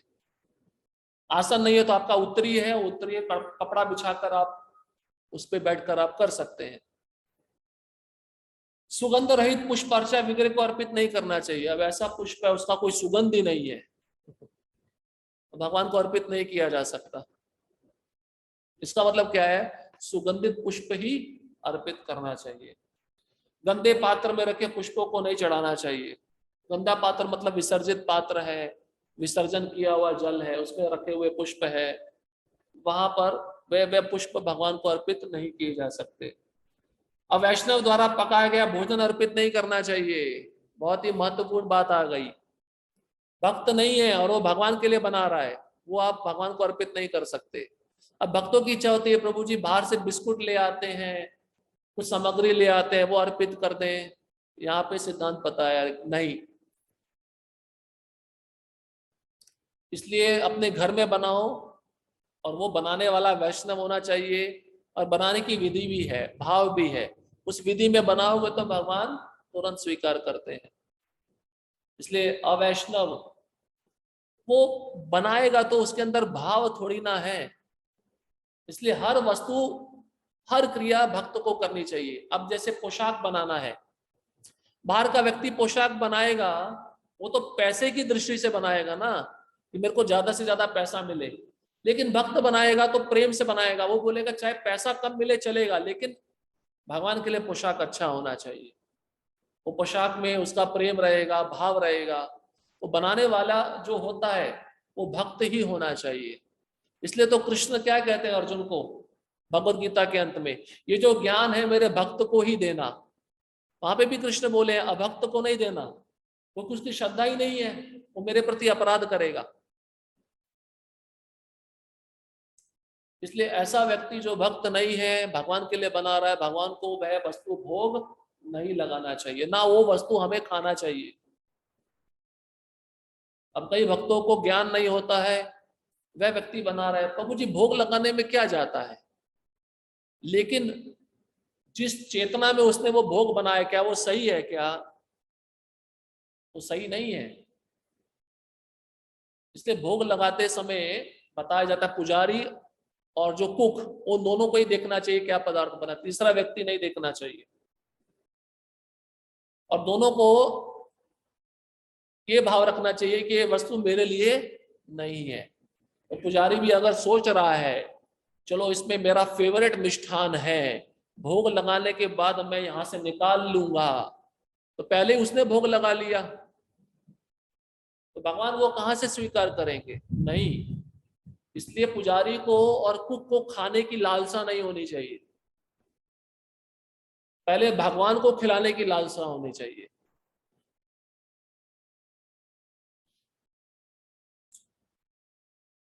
कुत्तों या निम्न पशुओं द्वारा देखा गया भोज्य पदार्थ अर्चक विग्रह को अर्पित नहीं करना चाहिए। अब मान लीजिए आप थाल लेकर जा रहे हो, आपने कपड़े से ढका है, लेकिन उस मार्ग में कुत्ता आ गया, क्या किया जाए? कुत्ते ने देख लिया तो क्या किया जाए? अब उसको फेंक के नया बनाओगे? कपड़े से ढका है तो ठीक है, लेकिन कपड़े से नहीं ढका है, उस कुत्ते ने देख लिया, फिर आप भोग नहीं लगा सकते। नियम ऐसा है, क्योंकि वहां पे समय पे भी तो भगवान को भोग लगाना है, इसलिए ढक कर लेकर जाना चाहिए।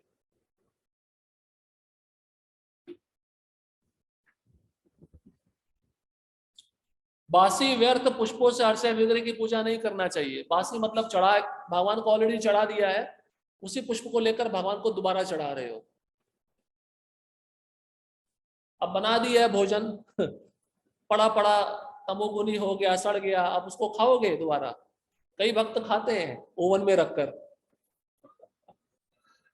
तमोगुण विदेश में ऐसे ही चलता है, हफ्ते का बना दिया, फ्रिज में रख दिया, हर दिन ओवन में डालकर गरम गरम करके खाते रहे। तमोगुण। तो बासी वस्तु हमारे शरीर को नुकसान कर सकती है, तो वही बासी पुष्प है, बासी पदार्थ है जो इस्तेमाल किए जा चुके हैं, उससे कृष्ण की पूजा दोबारा नहीं हो सकती। नियामक सिद्धांतों का पालन किए बिना अर्चा विग्रह की पूजा नहीं करनी चाहिए। ये सब सिद्धांत पालन कर रहे हैं तभी आप अर्चा विग्रह की पूजा करने के अधिकारी हो, अन्यथा आप अधिकारी नहीं हो। अंधेरे में अर्चा विग्रह कक्ष में प्रवेश नहीं करना चाहिए, तो स्पर्श नहीं कर सकते तो प्रवेश भी नहीं करना चाहिए। इसलिए कोई टॉर्च हो, कैंडल हो या घी का दीपक हो। दोपहर में अर्चा विग्रह की पूजा नहीं करनी चाहिए, दोपहर में तो भगवान शयन करते हैं, इसलिए उस समय भी अर्चा विग्रह की पूजा नहीं करनी चाहिए। अर्चा विग्रह को सड़े या प्रयोग किए गए पुष्प अर्पित नहीं करने चाहिए। किसी को अर्चा विग्रह की पूजा के 64 अंगों की उपेक्षा नहीं करनी चाहिए। अब कोई सोचे इतने सारे नियम है, इसमें से कुछ तो पालन नहीं हो पा रहे तो छोड़ देता हूं, ये भी अपराध है। सारे नियम पालन करने पड़ेंगे, इसलिए इससे पहले जानकारी बहुत जरूरी है। मस्तक पर घुमावदार तिलक नहीं लगाना चाहिए। घुमावदार समझते हैं स्टाइलिश, कई वक्त तो बहुत समय लगाते हैं तिलक लगाने में। घुमावदार मतलब इतना आकर्षण तिलक हो कि लोग, अन्य भक्त हमारे तिलक को देखे तो स्तुति करें, तो जी कितना सुंदर तिलक लगाया है। घुमावदार, क्या इसका क्या कर्व है, क्या शेप है। सादा तिलक लगाओ जैसा आपको बताया है, और विधि से लगाओ। कभी कभार भक्त क्या करते हैं, पहले तुलसी दल बनाते हैं फिर चरण बनाते हैं, ये गलत है। पहले चरण बनाना चाहिए दोनों, फिर तुलसी दल बनाना चाहिए। भाई चरण होंगे तभी तो आप तुलसी दल अर्पित करोगे ना। पहले आप तुलसी का निर्माण कर रहे हो फिर चरण कमल बना रहे हो, ये तो उल्टा हो गया है। तो घुमावदार तिलक मतलब आकर्षित, दूसरों को आकर्षित करने वाला तिलक, ये नहीं होना चाहिए। कई वक्त ऐसे होते हैं तिलक लगाने में 10 मिनट 15 मिनट जा रहा है, उसको पोंछ रहे हैं बना रहे हैं, पोंछ रहे हैं बना रहे हैं। नहीं, शुरुआत में ठीक है, आप नए नए आए हो, आपको समय लग सकता है, लेकिन जब समय काफी बीत गया है तिलक लगाते लगाते, तो तुरंत लगा लेना चाहिए, ज्यादा समय उसमें नहीं गंवाना चाहिए। अदीक्षित व्यक्ति द्वारा पकाए गए भोजन को अर्पित नहीं करना चाहिए। वही अधिक, इसलिए हमारे रसोई घर में वही भोजन बनाए जो दीक्षित है। दीक्षा मतलब गुरु के द्वारा वह सारी आज्ञाओं का पालन कर रहा है, शुद्ध है, इसलिए वो क्वालिफाइड है, पात्र है भगवान का भोग बनाने के लिए, इसलिए अदीक्षित। हाँ, अदीक्षित श्रद्धालु है, वो भोग बनाने वाले को मदद कर सकता है, किचन सफाई कर सकता है, सब्जी काट सकता है, लेकिन भोग वो नहीं बना सकता।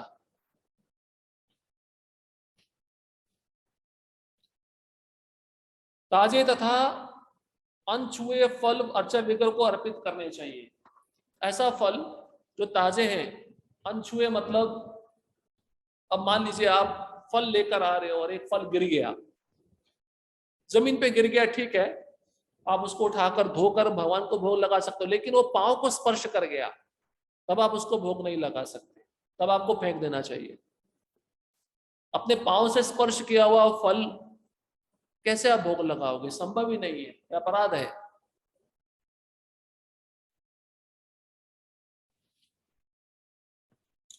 गणपति की पूजा के बिना अर्चे वगैरह की पूजा नहीं करनी चाहिए।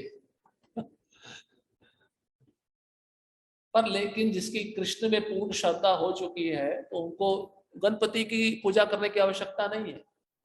करना भी है तो ये मानसिक चिंतन करो, यद पाद पल्लव युगम विनिधाय कुंभा द्वंद्वे प्रणाम समय सगणाधिराजा विघ्नान विहंतु मलमस्य जगत्त्रयस्य गोविंदमादि पुरुषम तमहम भजामि।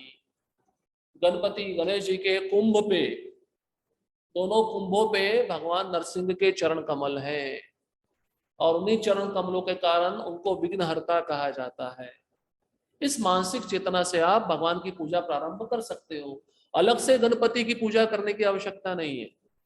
विशेष रूप से सब चीजें सजाई जा रही है, वो ठीक नहीं। अब श्रद्धा की कमी के कारण कौन से अपराध होते हैं, ये अंतिम है।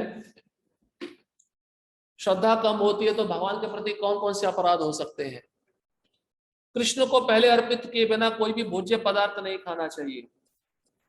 अब वही आ जाता है कि मैं अर्पण करूंगा, शायद मेरे को मिले या ना मिले, इसमें भी श्रद्धा की कमी रहती है। इसलिए पहले भगवान को अर्पण करना चाहिए, उससे पहले श्रद्धा हमारी पूर्ण कृष्ण पे विकसित होनी चाहिए कि भगवान हमसे स्वीकार कर रहे हैं तो हमको निश्चित देंगे। इसलिए जो भी हम क्रिया कर रहे हैं पहले भगवान को अर्पित करें। इसमें भोग सबसे ज्यादा महत्वपूर्ण है। इसके पश्चात भोजन बनाने के पश्चात जब तक अर्चा विग्रह को अर्पित ना किया जाए तब तक किसी को कोई सामग्री नहीं दी जाए। विशाल उत्सवों के समय श्रील प्रभुपाद किसी अतिथि को प्रसाद के लिए प्रतीक्षा नहीं कराना चाहते थे। अतः जब विशाल मात्रा में प्रसाद तैयार होता था, इसलिए शीघ्रता से प्रसाद वितरण करने के लिए किसी भी सामग्री की केवल प्रथम खेप कोई अर्चा विग्रह को अर्पित करना आवश्यक होता है। उसके बाद की खेप को अर्पित किया माना जाता है। आप समझ रहे हैं, बहुत बड़ी क्वांटिटी में, जैसे अन्नकूट उत्सव होता है तो उसमें जो पहला खेप होता है, पहला जो भाग होता है, भगवान को अर्पित किया तो बाकी सब अर्पित करने की आवश्यकता नहीं। वो अर्पित कर दिया तो बाकी सब प्रसाद बन गया है। अब मान लीजिए कोई आया है, उसको जल्दी जाना है, तो आप बाकी में से उसको थोड़ा सा प्रसाद दे सकते हो। अब ऐसा नहीं कि वो थाली आएगा, इसमें मिक्स होगा, तभी पूरा अन्नकूट प्रसाद बनेगा, तभी मैं दूंगा, ऐसा नहीं। ये उत्सवों के समय है, बड़े बड़े उत्सव जो विशाल मात्रा में मनाए जाते हैं, बहुत अधिक लोग आते हैं, उसके लिए ये सिद्धांत है। अर्चा विग्रह के सामने देवताओं का अनादर उपहास नहीं करना चाहिए। भगवान की श्रेष्ठता बतलाने वाले शास्त्र के प्रति अनादर नहीं करना चाहिए। यह आदेश भक्ति विनोद ठाकुर की हरिनाम चिंतामणि में समझाया गया है। तो शास्त्र का भी अनादर करना, जो भगवान का नाम रूप गुण लीला की महिमा का गुणगान कर रहे हैं, तो शास्त्र का भी आदर करना चाहिए। शास्त्र का आदर करना मतलब उसको पढ़ना चाहिए, उसको स्वच्छ स्थान पे रखना चाहिए, उसकी रोज आरती करनी चाहिए। अनादर का अर्थ खाली इतना नहीं होता है कि आपने उसका निंदा कर दिया, ये सब भी अनादर में आता है। आप ले लिए ग्रंथ को लेकिन पढ़ नहीं रहे, वो भी अनादर ही है ना। कोई व्यक्ति महान आपके घर में आया लेकिन आप उसको पूछ नहीं रहे हो क्या खाओगे, तो अनादर ही है। भगवान की श्रेष्ठता बतलाने वाले शास्त्र के प्रति, अच्छा ये हो गया, किसी विरोधी शास्त्र का सूत्रपात नहीं करना चाहिए। विरोधी मतलब भगवान के रूप का खंडन कर रहा है ऐसा शास्त्र, मायावाद दर्शन, उसका सूत्रपात नहीं करना चाहिए भक्तों को। इस्कॉन में श्रील प्रभुपाद के ग्रंथ अंतिम अधिकृत शास्त्र है। प्रभुपाद बोले ये मेरे ग्रंथ 10,000 साल तक के लिए हैं, ये 10,000 साल का कानून का पुस्तकें हैं। यदि अन्य किसी शास्त्र से प्रमाण लिए जाते हैं तो उसे मात्र इस्कॉन के संस्थापक आचार्य श्रील प्रभुपाद की शिक्षाओं के समर्थन में प्रयोग किया जाना चाहिए। अब अन्य शास्त्र से आप नियम लिए हो तो अपने इस्कॉन में जो प्रभुपाद की पुस्तकें हैं उससे वो मेल खा रहा है क्या, ये भी हमें देखना है। किसी को गांजा या मैरिजुआना का धूम्रपान नहीं करना चाहिए। गांजा, अफीम, चरस, तंबाकू, इसका सेवन वर्जित है। अफीम या नशीली वस्तुओं को ग्रहण नहीं करना चाहिए, जो वैष्णवों के लिए सामान्य निषेध है। वे सभी को आवश्यक नहीं होंगे, विशेष रूप से इस भ्रष्ट युग में। वैदिक शास्त्रों के निर्णयों के विरुद्ध होना या गलत रूप से इसके सिद्धांतों को स्वीकार करते हुए अपने हृदय में श्रीमद् भागवत का अनादर नहीं करना चाहिए। अब वेद में जो, शास्त्रों में जो सिद्धांत बताया गया उसके विरुद्ध नहीं जाना है, उसके अगेंस्ट नहीं जाना है। उन सिद्धांतों को हृदय से स्वीकार करते हुए उन शास्त्रों का आदर करना चाहिए। विरोधी शास्त्रों को प्रस्तुत करना, अब जैसे कई लोग आते हैं ऐसे शास्त्रों का वर्णन करते हैं जिसमें भक्ति का कोई भी उल्लेख नहीं है, तो उन शास्त्रों से बचना चाहिए भक्त को। अर्चा विग्रह को अर्पित फूलों का निरादर करना नहीं करना चाहिए। यद्यपि हम कभी कभी विग्रहों की कृपा के स्तर में भेद करते हैं, जैसा कि हम सुनते हैं कि श्री गौर निताय श्री राधा कृष्ण से अधिक दयालु है। तो मतलब राधा कृष्ण दयालु नहीं है क्या? ये भेद ही होता ना, गौर निताई की सेवा करो, राधा कृष्ण का बाद में करना वो ज्यादा दयालु है। किसी को विग्रह की सेवा में अपराध नहीं करना चाहिए। सभी विग्रह समान रूप से पूजित है तथा सभी के साथ समान सेवा व्यवहार होना चाहिए। अब अर्चा विग्रह को अर्पित किया हुआ फूल है, भोग है, कुछ तुलसी पत्र है, उसको बहुत आदर पूर्वक लेना चाहिए। भगवान की कृपा है, आदर पूर्वक उसको ग्रहण करना चाहिए और विग्रह की कृपा में भेदभाव नहीं देखना चाहिए। कई वक्त कहते हैं ना, कलयुग के भगवान चैतन्य महाप्रभु है वो अधिक दयालु है। अच्छा है, कृष्ण भी तो दयालु है ना। कृष्ण दयालु नहीं होते तो फिर भगवत गीता क्यों सुनाते? दोनों दयालु हैं, तो दोनों की कृपा में भेदभाव नहीं देखना चाहिए। अब ये सब अपराध बता दिए हैं। अब मान लीजिए हम तो बद्ध जीव हैं, हमसे अपराध होते रहेंगे, क्योंकि तो सारे अपराध हमारे दिमाग में भी नहीं होते। अब इसका अर्थ ये नहीं कि मैं सेवा छोड़ देता हूं, मैं सेवा नहीं करूंगा क्योंकि अपराध होंगे। अपराध होते हैं, लेकिन उसका एक मंत्र है, अपराध क्षमा मंत्र, वो याद होना चाहिए भक्तों को। इसलिए सेवा करने के बाद ये मंत्र का उच्चारण होना चाहिए। जो भक्त सेवा के पश्चात इस अपराध क्षमा मंत्र का उच्चारण नहीं कर रहा तो अपराध निश्चित रूप से लगेगा।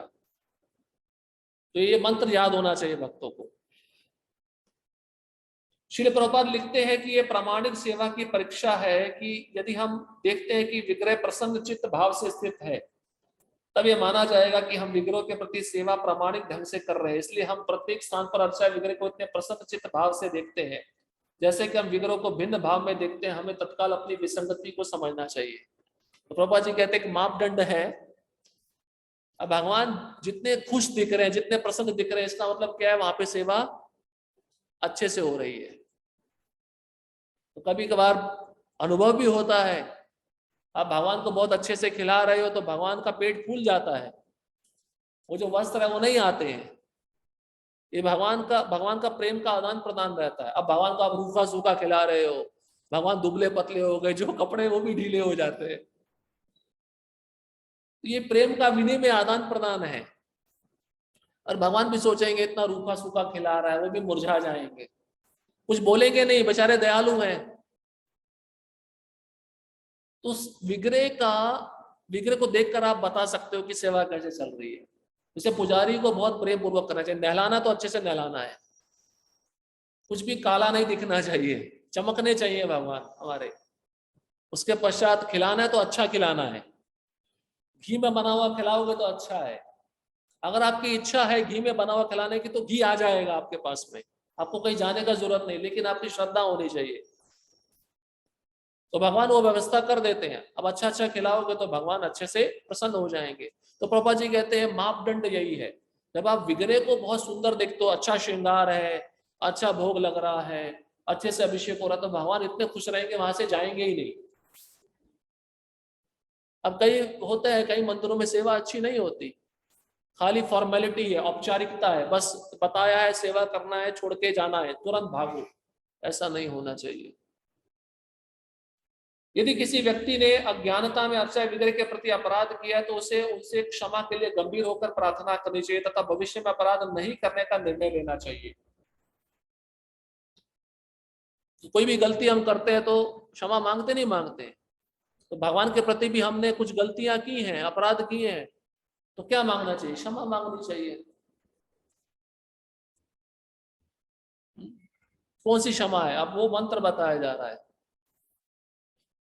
आपने वृंदावन में अर्चा विग्रह को देखा है? राधा श्याम सुंदर जी को कितना सुंदर श्रृंगार होता है, कितने विभिन्न प्रकार के पुष्पों से सजाया जाता है। इसी से पता चल जाता है। लोग भी ज्यादा आ रहे हैं। प्रभुपाद एक मापदंड और बताए थे, कल हमने चर्चा किया था, ज्यादा मात्रा में लोग मंदिर में आ रहे हैं तो मतलब विग्रह की सेवा अच्छे से हो रही है, क्योंकि वो श्रृंगार इतना आकर्षित करता है कि भक्त लोग वहां पे खड़े रहते हैं, वहां से हटते नहीं हैं। राधाष्टमी गई, सबको राधा रानी के चरण कमल देखने की इच्छा होती है, तो वो खड़े रहते हैं, जाते ही नहीं है, दूसरों को मौका नहीं देते। इसका मतलब सेवा बहुत अच्छे से हो रही है। अब कौन सा मंत्र है जो हमें अपने सेवा के अंतिम में उच्चारण करना चाहिए? अपराध सहस्त्राणि किहन्ते अहर्निशम मया दासो अहम इति माम मत्वा क्षमस्व मधुसूदन। बहुत सरल संस्कृत है। अपराध सहस्त्राणि, देखिए इससे समझिए, मेरे से रोज कितने अपराध होते हैं? सहस्त्राणी का मतलब क्या है? सहस्त्र मतलब हजार। रोज मेरे से 1000 अपराध होते हैं भगवान आपकी सेवा में, होते नहीं होते? आप बोलोगे इतने तो मैं नहीं करता हूं, इतने तो प्रभु जी आपने अपराध नहीं गिनाए हैं, आप तो 64 अपराध गिनाए और आप बोल रहे हो 1000 होते हैं। सबसे बड़ा अपराध क्या है? कि मैं भूल चुका हूं कि मैं कृष्ण का दास हूं, ये सबसे बड़ा अपराध है। इसी में सारे अपराध आ जाते हैं।